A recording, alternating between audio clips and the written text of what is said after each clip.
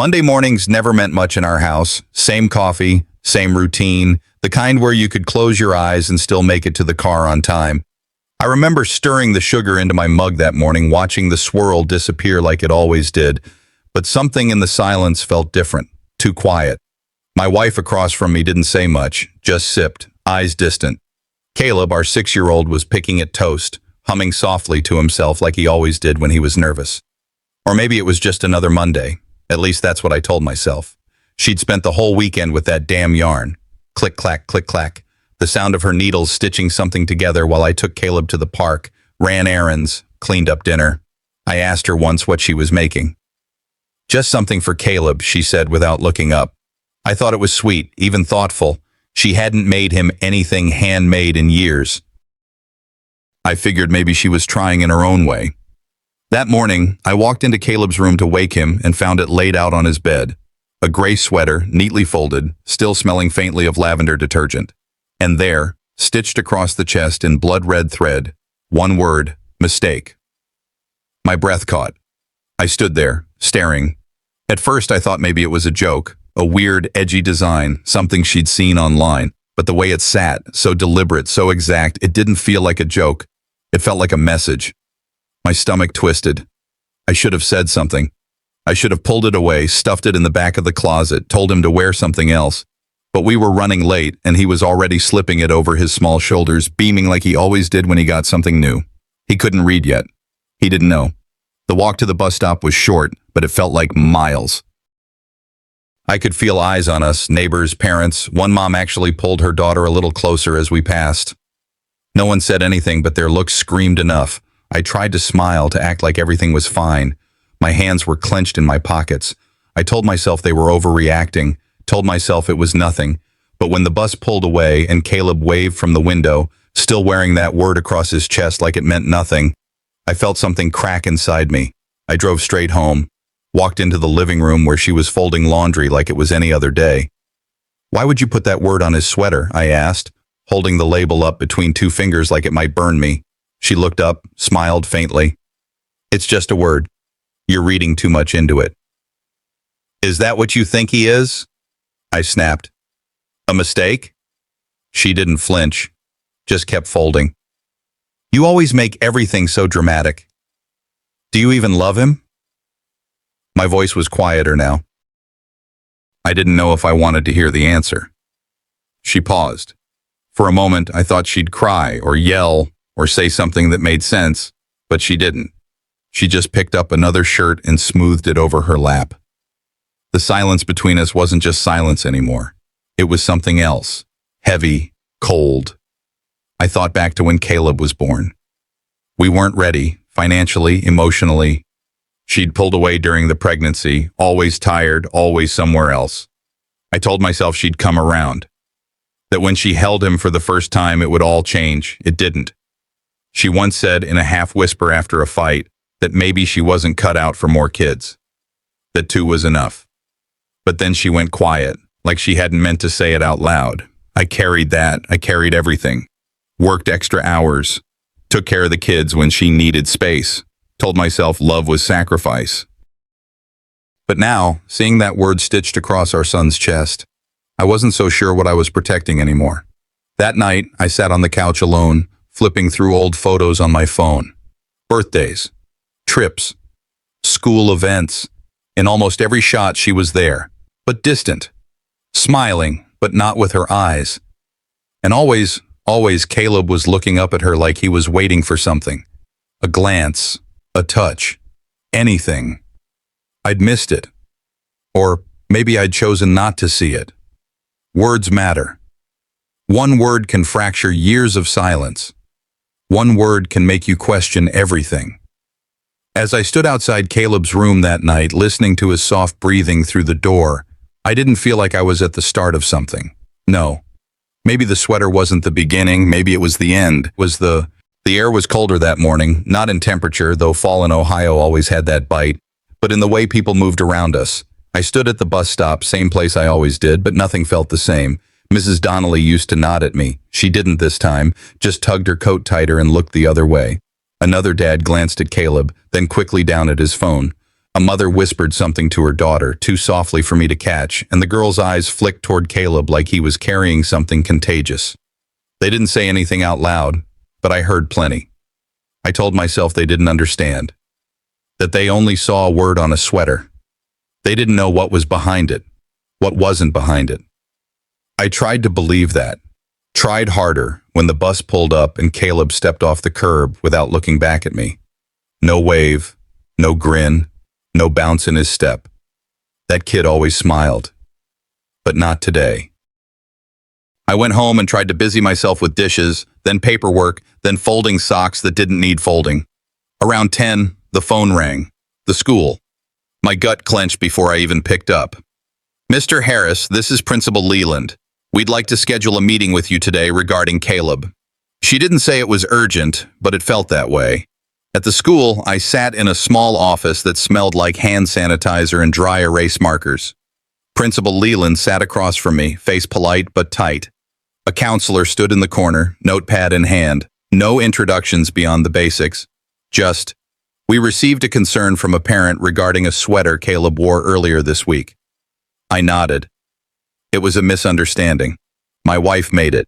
She didn't think, of course, she interrupted. Still, we do have to address the message. Some of the children asked questions. We want to make sure Caleb isn't being singled out or internalizing anything negative. It was meant to be symbolic, I said, the words tasting like sand in my mouth. The principal offered a thin smile. We'd recommend he speak with our counselor, just a few check-ins. I nodded again, though everything inside me was tightening. I left that office feeling judged, boxed in, and somehow less of a father than I had felt walking in. When I got home, I found Caleb's backpack crumpled on the floor by the door. Inside, jammed between his lunchbox and a bent folder, was the sweater. Wrinkled, smelling like peanut butter in gym class. I didn't ask why it was there. I already knew. He came in behind me, kicking off his shoes. Quiet. That kind of quiet that made the house feel hollow. Why'd you bring it back? I asked gently. He shrugged, eyes not meeting mine. Kids laughed. I wanted to say something comforting, that kids could be cruel, that he wasn't what that word said. But all I managed was a weak, I'm sorry. He didn't answer, just walked to his room and closed the door. I stood in the hallway holding the sweater in both hands. It didn't feel like fabric. It felt like weight, guilt stitched into cotton, shame woven into thread. That night, after Caleb was asleep, I sat alone in the kitchen, staring at a glass of water I hadn't touched. My wife was upstairs. I didn't go to her. Rain tapped the windows, steady and slow, and without meaning to, I was back there, 6 years ago. Hospital walls too white, monitors blinking, and her face pale against the pillow. It was a boy. They handed him to her and she didn't cry, not from joy, not even from pain, just looked at him like she didn't know what to do. I remember the nurse saying, "Congratulations," and she nodded like it didn't mean anything. Later, she told me she felt like she was disappearing, like with each child there was less of her left. I didn't understand then. I just smiled and kissed her forehead and thought it was the hormones talking, but she never really came back. Not fully. One night when Caleb was just a few months old, she said, "He's going to love you more than he ever loves me." I thought it was insecurity. Now I wonder if it was prophecy. The next day I opened the mailbox like I always did. Bills, junk, flyers, and one plain envelope. No name, no return address. Inside was a single photo, printed, Caleb on the bus wearing the sweater. The words circled in red marker. No note, no signature, just that image. I looked around, suddenly hyper-aware of the open street, the parked cars, the windows with blinds half drawn. Someone saw. Someone was watching. It could have been anyone, a neighbor, a parent, someone I passed at the grocery store. And just like that, this wasn't about a sweater anymore. It was something else. A story spinning out of our control. That night, I didn't sleep. My wife was in the bedroom, but I stayed in the guest room. The silence between us had turned into something I didn't know how to touch. I sat beside Caleb while he slept, watched the rise and fall of his small chest. He looked peaceful, too peaceful for the storm we'd invited into his life. I leaned down, whispered, "You weren't a mistake. I just wasn't ready." And for the first time in years, I cried. Not soft tears, not healing ones. These burned. I told myself I'd fix this, somehow, but I didn't know how. I woke before dawn. The silence in the room felt restless. My heart was still racing with that single word, mistake, echoing deeper than I expected. I reached into the laundry basket and pulled out the sweater. It felt heavier now. I laid it flat on the bed and ran my fingers over the red stitches. What was it? A cruel joke? A subconscious slip? Or something more deliberate? I closed my eyes and inhaled deeply. His scent, baby lotion, his skin. No doubt now, it was meant for Caleb. My chest tightened, my breath caught. How do you apologize to a child for words he never asked for pain he never knew was coming? He came in while I held the sweater. I didn't wait. Why? I said, voice low. He looked taken aback. You're reading too much into it, he said quickly, as though correcting me would stop this. I straightened. You knew what you were doing. The tension went still. I told you from the start I wasn't ready for another kid, he blurted, slamming a hand on the counter. You pushed for him. Something inside me cold snapped. I steadied myself. He's not a mistake, you are. I said it softly, but the words landed hard. From the stairs, I heard Caleb start to cry, a small, tremulous sound that felt like guilt sharpened. I went to him and knelt. The light was dim, his eyes wet. What does mistake mean? He asked, trembling. I forced a smile. It was supposed to say something else. Mommy made a typo. He looked at me as though searching, not convinced. The lie felt heavy on my tongue, but I couldn't give him the full truth. Instead, I held him close and whispered, You are the best thing that's ever happened to me. I remembered when I first found out I was pregnant, how I stared at the positive test, how his face turned flat when I told him. We can barely handle two, he had said. He brought up the option, suggested things I refused immediately. This child will never feel unwanted. While he watched TV, I sang lullabies to my belly late at night. I carried that pregnancy in silence, carrying hope he would come around. The sweater wasn't an isolated thing. It was the echo of years of small neglect, years I carried more weight alone than I admitted. A quiet vow hardened inside me. This wasn't a one-time betrayal. It was a pattern. I remembered a friend's words. What you allow is what will continue. I would protect Caleb from this. Not just from moments like this, but from years of whispered erasure. I started thinking of calls I might need to make. Therapists, legal help if I had to. I would not stay silent any longer. That evening I tried again to talk. We need to face this. He barely looked up from his phone. Are you going to make this a thing again? He asked, irritation thin. I stood tall. No. I'm making this the last time. I packed a small bag quietly, putting Caleb's comfort blanket on top. No drama, no shouting. I left a note. We need space, and I need to protect our son from your silence. In the car, dark roads ahead, Caleb slept in the back seat. My hand gripped the wheel. My other hand rested on the back of his seat, ready to shield him. We settled into Lena's guest room after the drive. Caleb stretched out on the bed with a blanket, eyes heavy but not quite asleep. The house felt soft, for once, with afternoon sunlight through windows, children's laughter echoing down the hallway, framed photographs on every surface. Lena's kitchen smelled of fresh coffee and cinnamon. She peeked in. Want to talk? She asked.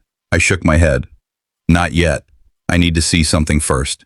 I pulled out my phone, then the old shared laptop I'd grabbed. Its keys felt cold under my fingers. I logged into his social media account. That's when I saw it. A new video post titled Caleb's Milestones. I clicked play. The opening shot. Caleb crawling as a baby, then first steps, birthday parties, school plays. It was edited beautifully, transitions soft, music swelling in the background. I leaned closer, but I didn't appear, not once. My voice nowhere in the audio. My silhouette not even in a shadow. It was as if I had never existed. And the narrator praised the love around him without naming me. I remembered being the camera operator, the person behind the scenes. Every smile, every hug I took credit for, gone. Shoulders tight, I pressed pause. I fed tabs open. Photo albums, school event pages, church updates. My name was missing from credits, cropped out of group pictures. A school newsletter thanked mom and dad, but listed only his name under parent liaison. I wrote that newsletter. A local article about a fundraiser named him the organizing parent. Never mentioned me. This wasn't sloppy editing. It was erasure over time. It looked clean because it was planned. Digital removal was their weapon. The love I poured into our lives had been quietly clipped out. Lena hovered behind me. I showed her the video. She covered her mouth and stared. "You shot that. You were there," she whispered. She paced behind the couch. "He's isolating you, making you question yourself." I closed the laptop with a snap. Lena offered, "I can help you talk to a lawyer." I shook my head. "Not yet. I need to win Caleb, not in court." Late that night, in the soft glow of the guest room lamp, I checked our shared bank app. My access was gone. A message read, "User unauthorized." I scrolled through the history I could see, money disappearing into accounts I didn't recognize. For months, I traced a few transactions. It was subtle. Rent, travel, insurance, all shifted. I remembered how he once said, "You handle feelings, I'll handle figures." I trusted that. It was neat. Now I saw the knife beneath. He weaponized control, financially and emotionally. In that quiet hour, I began to plan.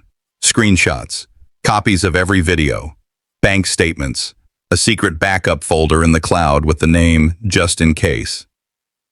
I started journaling moments with dates, proof I was here. I considered contacting Caleb's teacher, telling her something wasn't right. I thought, if I disappear quietly, he'll think that's what love does, vanish. I swore I wouldn't let him believe that. I would teach him what staying power means. The morning started like most lately, quiet, controlled, but never calm. I was hunched over Lena's kitchen table with my laptop, scrolling through receipts, PDF files, and screenshots. My mind was locked into building this digital web of his actions. I wasn't looking for closure. I was building a case. While sorting email threads into folders, a new message flashed at the corner of the screen. Forwarded. By mistake. The subject line said, "Updates for this week, Caleb interview." My breath stalled. It was from Tasha Green. I didn't recognize the name at first, but the moment I opened the email, something twisted in my gut. "Hi. Just confirming that I'll meet with Caleb this Thursday, same time. Wanted to keep it consistent for his comfort. You being there really helps him feel safe." Tasha signed off as HR child specialist. It wasn't just the words. It was the tone. Too warm. Too familiar. He was staging a version of himself behind my back, painting me out of the picture to professionals who should have known better. He was aligning allies, all while making me look like I'd vanished. Tasha Green. That name. It took a minute to click, but when it did, it hit hard. Last summer, a neighborhood BBQ. I remembered her. Tall, polished, too friendly. She kept laughing at his jokes like she already knew the punchlines. I'd walked past the grill and caught them talking a little too close. She touched his arm, smiled like she had history with him. I told myself not to overthink it back then. That gut feeling I had, should have listened. I stood up and walked to the sink, staring out the window. She was at that BBQ, I muttered. Lena, sitting nearby, turned toward me. I told her what I remembered. She crossed her arms and said flatly, "Maybe she's not just trying to help Caleb." That landed like a rock in my chest. I didn't scream. I didn't break anything. Instead, I sat back down, opened a new email, and wrote to Tasha. "Thanks for your continued care. I'm Caleb's mother and would love to be part of these sessions moving forward. Please include me in all updates." I kept my tone warm, even inviting. No hint of what I just discovered. Then I saved the full email thread, PDF format, dropped it into a new digital folder marked Custody Games. I started mapping a timeline. When I was cut out, when meetings shifted, when his school forms changed. That's when I found something new. His school counselor had marked me as non-primary guardian. I hadn't seen the form. No court order, no legal documents, just a silent removal. No warning. Just one day, I wasn't listed anymore. That's when I saw it clearly. He wasn't waiting for divorce papers. He was rewriting me out of my son's life, one form at a time. I picked up the phone and called the school. "This is Caleb's mother," I said, keeping my voice even. I noticed I'm no longer listed as a primary contact. There are no legal proceedings removing my rights, and I would like my access fully reinstated. The principal hesitated, then apologized, promised to update the system and ensure I received all future communications. I thanked her, hung up, and stared at the screen for a while, just one square of ground, taken back. Later that afternoon, I sat with Lena and told her I was thinking about calling a lawyer. She didn't try to convince me one way or another, just nodded. I pulled out a fresh notebook and started listing what I needed. Mental health support for Caleb, full access to his school records, a clear picture of our finances, clarity on the house. This wasn't about getting even. This was about being present. He took my presence for granted, I said aloud. Now I take it back. I titled the notebook, I Was Always Here. As the sky outside darkened, I made tea. Caleb was asleep again after a tough therapy session the day before. Lena was in the other room. The house was quiet until my phone lit up. It was him. First time he'd called in a week. I didn't answer. He didn't leave a message, but then came the text. You're making things harder than they have to be. I stared at it, showed it to Lena. She didn't flinch. That's not love, she said. That's control. Something inside me shifted. My fear didn't vanish, but it crystallized. Became something sharp, focused. I didn't reply. Instead, I whispered to myself, I'm not making it harder. I'm making it equal. The envelope was thick, plain, no return address, the kind that doesn't need decoration because the weight of it says enough. I found it tucked behind Lena's front door around 6 in the evening, right after I'd gotten back from a walk with Caleb. He was upstairs, humming to himself in the guest room, unaware that his world was being rewritten on paper. I opened it slowly, hoping I was wrong. I wasn't.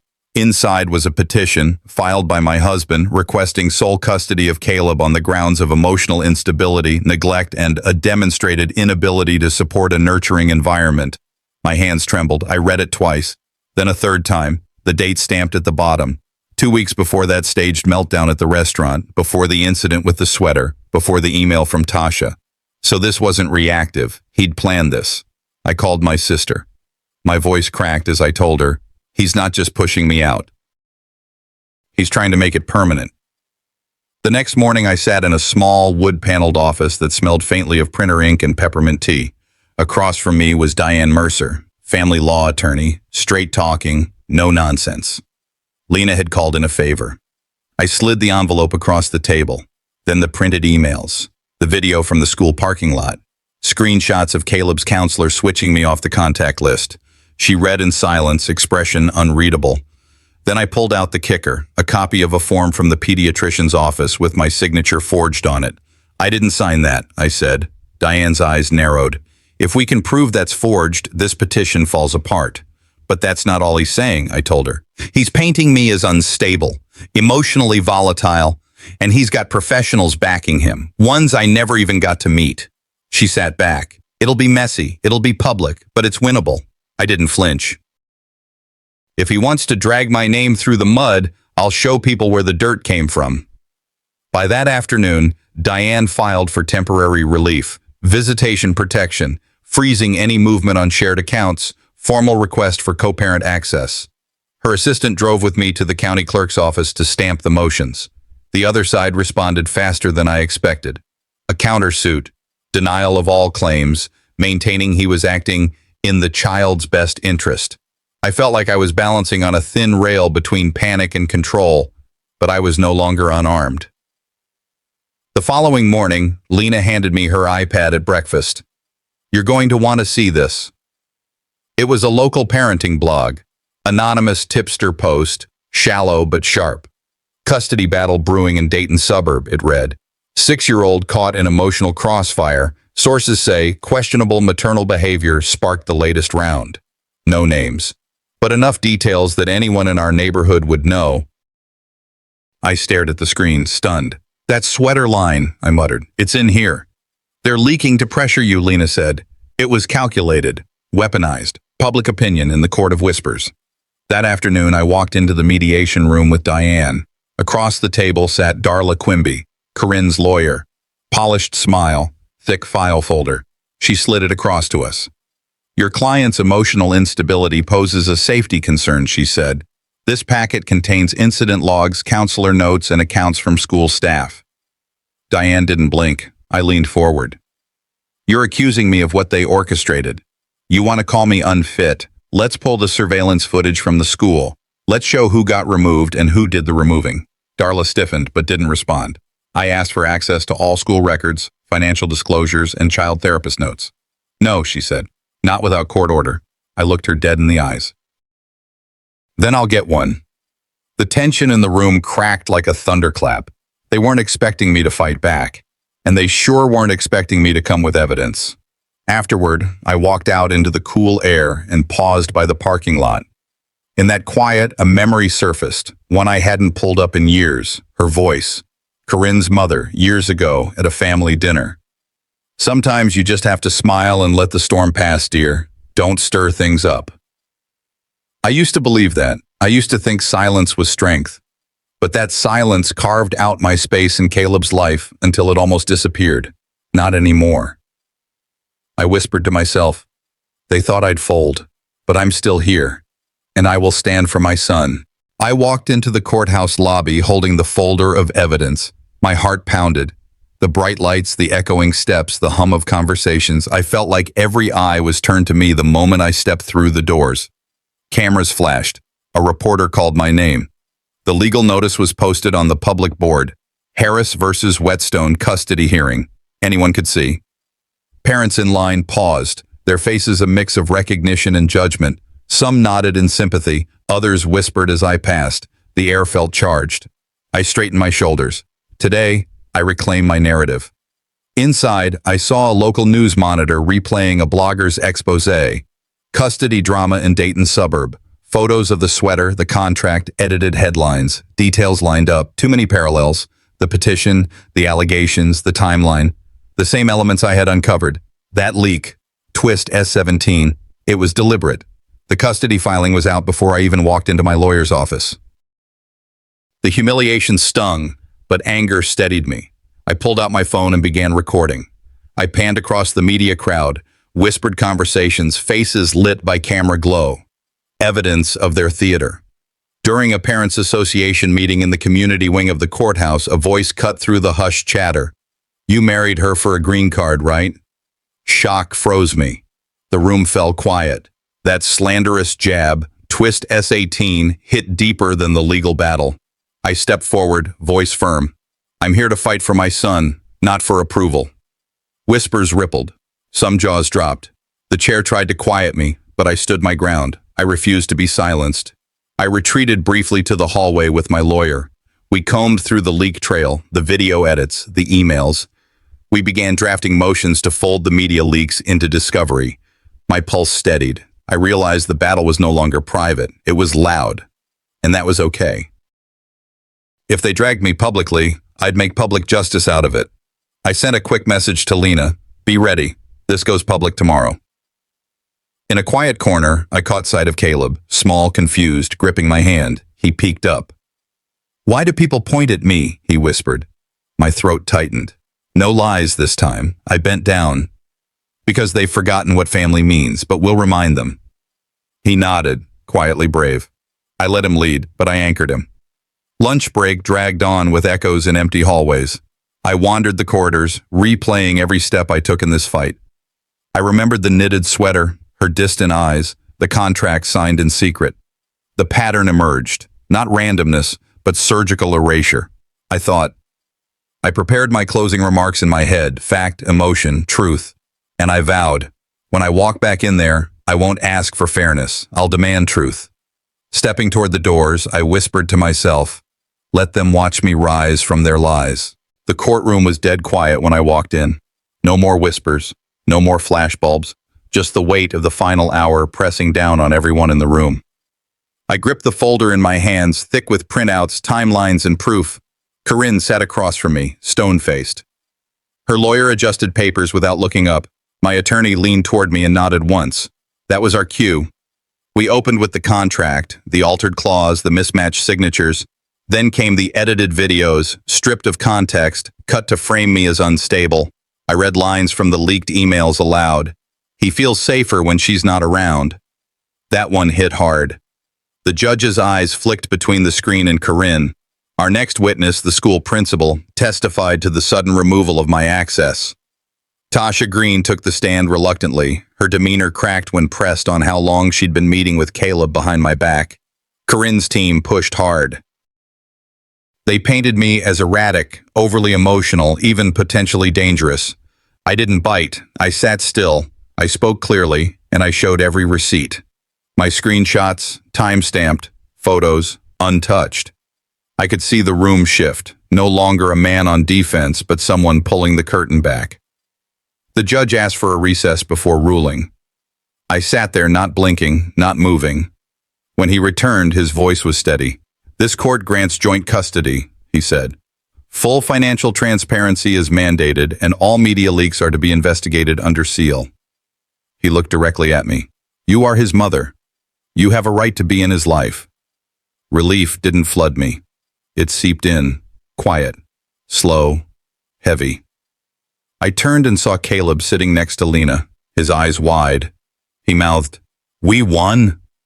I nodded, barely. We returned home in silence. The house felt colder but less haunted. I went to the drawer where I kept the sweater.